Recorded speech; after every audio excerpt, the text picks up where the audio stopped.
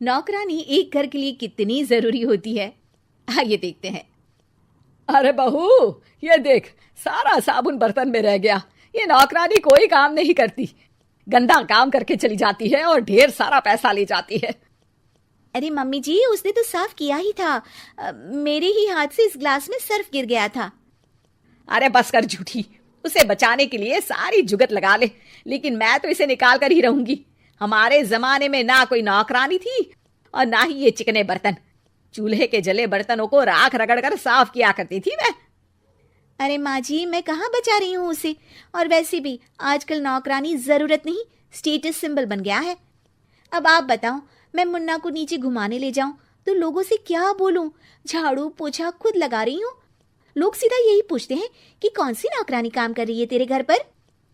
अरे बस कर, ये भी कोई बात होती है? मम्मी जी, आप नहीं समझेंगी। शाम को नौकरानी घर आकर काम कर ही रही होती है कि सास को कहती है, माँ जी, एक बात बोलूं, बुरा न मानना। अरे वैसे तो मुझे तेरी शक्ल ही पसंद नहीं है, बात क्या खाक पसंद आएगी। अरे माँ जी, सुन तो लीजिए क्या कह रही है। तो मैंने कौन सा उसका मुंह पकड़ लिया है? अरे माँ जी, वो लाल साड़ी पहनती हो ना पहना करो। सास का गुस्सा अब तो 7वें आसमान पर होता है।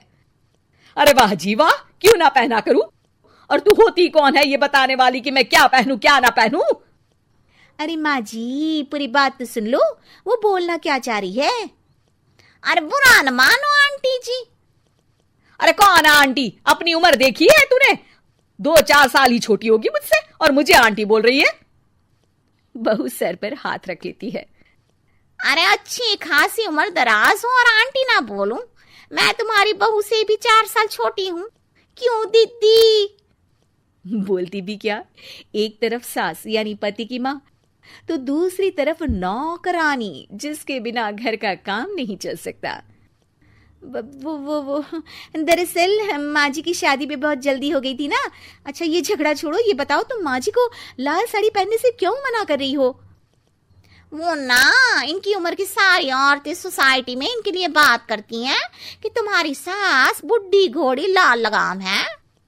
बहू को ये सुनकर गुस्सा आ जाता है। अरे वाह वाह, कौन बोलता है जी? खुद क्या है यहाँ की औरतें, बाल सफेद लेकिन टाइट जींस और कोई कुछ भी पहने। अरे पहनना हमारा निजी हक है, किसी को कुछ हक नहीं बनता कि वो मेरी सास के लिए कुछ बोले। मैं आज ही जाकर माँ जी के लिए लाल जींस लेकर आऊंगी, फिर देखो कोई क्या बोलता है। अरे चुप लाल जींस। अरे सुन नौकरानी की बच्ची, जाकर बोल दे उन लोगों से कि उन लोगों की तरह मैं उड़ती नहीं फिरती हूँ घर बार छोड़कर। अपने बच्चों और नाती पोतों में मन लगाती हूँ, ना कि सारा दिन ताश के पत्तों में आंख गड़ाकर 3 पत्ती खेलूं। नौकरानी वहां से चली जाती है। वैसे बहू, नौकरानी के क्या फायदे हैं ये तो पता नहीं, लेकिन सबसे अच्छा तो ये कि पता चल जाता है कि कौन किसके लिए क्या बोल रहा है। सोसाइटी में तेरा नौकरानी रखने का इरादा बिल्कुल ठीक था। अगले दिन उन लोगों के घर की बेल बजती है। बहू दरवाजा खोलती है कि सामने कुछ औरतें खड़ी होती हैं। अरे बहू, कहाँ है तेरी सास? बुला जरा। अरे बहन जी, आप सारी एक साथ आइए आइए, कैसे आना हुआ? अरे 3 पत्ते खेलने आई हैं, क्यों खेलोगी? क्यों नहीं, वैसे भी बड़े दिन हो गए, एंटरटेनमेंट हुआ नहीं। बहू जा जाकर पकोड़े तो बना ला। अरे बस करिए, आगे कुछ पीछे कुछ। वैसे तो कहती है कि परिवार पर ध्यान देती है, हमारी तरह 3 पत्तियां नहीं खेलती। हमने कौन सा परिवार छोड़ दिया? सास सक पका जाती है। अब ये किसने कहा?